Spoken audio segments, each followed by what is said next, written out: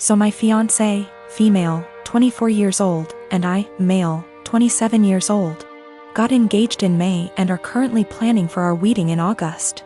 It's worth mentioning that I'm the sole earner because my fiancé is still in university. I've saved up decent amount of money to afford the wedding. Thing is, her parents get involved in everything, from picking the engagement ring on my behalf, to giving opinions on where we should rent, and now my FMIL is constantly giving opinions on our wedding.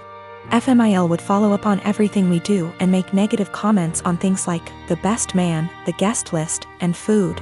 She told my fiancé she didn't like who I picked to be my best man and wanted me replace him after a big argument, but I said no, though my fiancé said we should have just done it. Mother-in-law also wanted me to uninvite people I wanted at the wedding so she could add more guests on her side of family. I said no to that also. Now the current or biggest conflict between us. Mother-in-law called saying she didn't like the venue we picked, which is in our hometown. She wanted me to reconsider, but I said no since my fiancé liked it too. But my fiancé came to me yesterday to show me a venue her mom picked and already paid for, saying, since she paid for it then I should say yes, this time. I was in shock and angry because not only did she not consult us, but the venue she picked is 3 towns away where my brother-in-law lives. I immediately thought about my disabled parents who cannot travel this distance for health reasons. Besides that, most of my family won't attend because of distance. I said absolutely not agreeing on this venue. My fiancé said she disagreed with me and I had no right to complain because her mom and dad paid a lot of money for this venue as wedding gift and we should accept it. I calmly explained why I refused, and she kept saying I'm refusing on purpose because I hate her mom and am playing cat and mouse with her. I bluntly said her mom is indeed making this a game and told my fiancé she's either with me or against on this issue. She either backs me up or there won't be any more wedding planning. She got upset and started crying, asking what she's going to tell her mom and why I was making her choose between me and her parents, but I just feel like she's refusing to see why I don't want this specific venue. So what if her brother lives there? I have never been to that town, so having the wedding just cause her mom paid for the venue is not okay. We haven't talked ever since that argument. My friend called me ungrateful fool for turning away a free wedding venue over distance, but I can't help but feel FMIL did it purposely. My husband Nick was married to his first wife Vanessa for 5 years and they had 2 amazing kids, Luke and Lila. Sadly, Vanessa died in an accident 11 years ago when the kids were very young. I started dating Nick 8 years ago and we started off very slowly for obvious reasons. Nick has always been a little more distant than anyone I'd ever been with. But he and the kids lost Vanessa so young that I understood it. After 3 years of dating, Nick asked me to marry him and I moved in. I've always had a really great relationship with Luke and Lila and they were happy for me to marry their dad.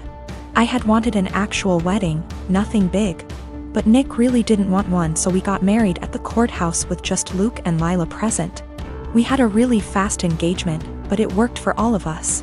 I have loved being Luke and Lila's stepmom and officially adopted them after I found out I was pregnant with our son, Casey.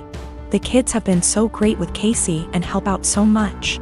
Nick was wonderful during the pregnancy and had always been a really loving dad and husband. But Nick has been pulling away a lot the last few months. He's been even more distant than usual and working late nights and going away with friends almost every weekend. I've tried talking to him, but he's been impatient with both me and the kids. I found out I was pregnant in June and am now 21 weeks pregnant with a girl. The kids are excited to have a little sister, but Nick just seems so indifferent to everything and everyone. He's been missing soccer games, Lila's birthday, doctor's appointments, etc. Casey is too young to notice, but Luke and Lila are so hurt by their dad's absence. These kids are so good and they lost their mom so young, and I'm infuriated that Nick is ignoring the kids like this. Last week, I finally sat Nick down and told him that he needs to stop disappearing and be more present in our lives. We're going to have another child soon, and before we know it Luke and Lila will be grown up and going to college.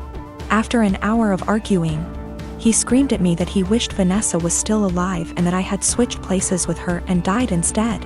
He also threw in some awful comments that I need to stop pretending I'm Luke and Lila's real mom and that I'm only half the mom Vanessa was. The final straw was him saying that he never even wanted any kids with me, but did it so I'd keep busy and leave him alone. I'm so beyond hurt right now. I know I'm just his second choice. But I've always tried to honor Vanessa and tell Luke and Lila how lucky they were to have her as their mom. I love all of our kids more than anything, and I'm just so heartbroken. Nick barely pays attention to Casey now and doesn't even acknowledge the pregnancy. He somewhat apologized this weekend and took all 3 kids to lunch, but he won't even look me in the eye. He seems like he wants to talk, but he doesn't say anything, and I'm too upset to even be near him. I'm not sure where to go from here. Honestly, I can't even be around Nick right now, and if there weren't any kids involved, I'd leave and never look back. I'm not sure if he's cheating or the thought of a 4th child is stressing him out. But I'm devastated and not sure how or why I should save this marriage, besides doing it for the kids. My husband Derek and I have been married for 3 years, together for 7 total. Several years ago, about 6 now, I guess, I worked closely with a male coworker, Paul, that Derek was never fond of. Paul and I never had an inappropriate relationship. Derek's jealousy wasn't completely out of nowhere. I get why he felt that way. Those couple years were a perfect storm of relationship stress. I was working long hours. We were living apart after trying and failing to move in together. Our relationship was still fairly new. And then you add in a handsome coworker I had to spend long hours with and saw more than my boyfriend at the time. Paul was the source of several fights. Again, we never did anything that wasn't completely kosher. Eventually I told Derek he needed to trust me and get over it, or we were going to have to break up. He said he would stop worrying, and for the most part things were good. When Paul transferred out of state a few months later, things were really good. There were no worries at all, and our relationship has been amazingly strong ever since. This last weekend, my husband went out with a couple friends to some bars and a football game. When he came home, he was pretty wasted. We talked for a bit, and he mentioned how a friend of his had told him that he broke up with his girlfriend because she cheated on him. I commented on how that was a bummer and good for him for finding out before they got too serious. Derek, however, had a different take on it. He said it was a shame because they had seemed like a good couple, and if they really loved each other his friend could move past the cheating. Just like he had with me. At first I thought my husband was admitting to cheating on me, and asked him what he meant. He told me he always knew that Paul and I had slept together at least once all those years ago. But he knew I was the one for him and forgave me. I told Derek that I had never so much as even hugged Paul, except maybe at his going away party, let alone slept with him. Derek sort of just patted me on the arm, said of course, and passed out. The next morning I asked him about the conversation and he said it was okay, he had forgiven me, it wasn't even an issue. I again stressed that I had never cheated on him with anybody and I needed him to believe me. He sort of did the same, of course you didn't, babe wink thing again, and went to work. Every time I've tried to talk to him since, he won't hear me out. I'm this close to losing it with him. I need him to know that I never cheated, and I'm hurt that he thinks I would do something like that. What do I do? Do I just let him have this since it's not really hurting anything, or what? I don't want my own husband to think so little of me that he thinks I would cheat. That's not who I am. My boyfriend and I have been together for 2 years. He's a good heart and is normally rational, but his one issue is that he expects to accompany me in every occasion no matter how big or small. He even went with me to my ex-boyfriend's funeral after days of begging. Now my best friend got married few days ago. It was very small and only close family and friends were invited. My boyfriend couldn't come because of the +1 rule. He pitched a hissy fit saying my best friend has no respect for my relationship and was shocked when he learned that I was still going to attend. He told me that if he can't go then I'm expected to not go as well, but that is my best friend and I had to respect her rules. He gave me an ultimatum: either we go together or I stay home with him. I ended up going cause again I respected my friend's rules. He was angry with me and kept calling the entire 2-hour drive, then stopped. Later I got a text from his friend telling me he, my boyfriend, got into an accident and was taken to the hospital. I freaked out. He gave me the address and I had to leave the wedding and told my friends why. I was crying the entire drive home and kept calling his friend but got no response. I arrived to the hospital and asked about my boyfriend and they checked and told me he wasn't there. My anxiety reached 160% as I kept calling his friends one by one. I just went home and there he was, along with his friend.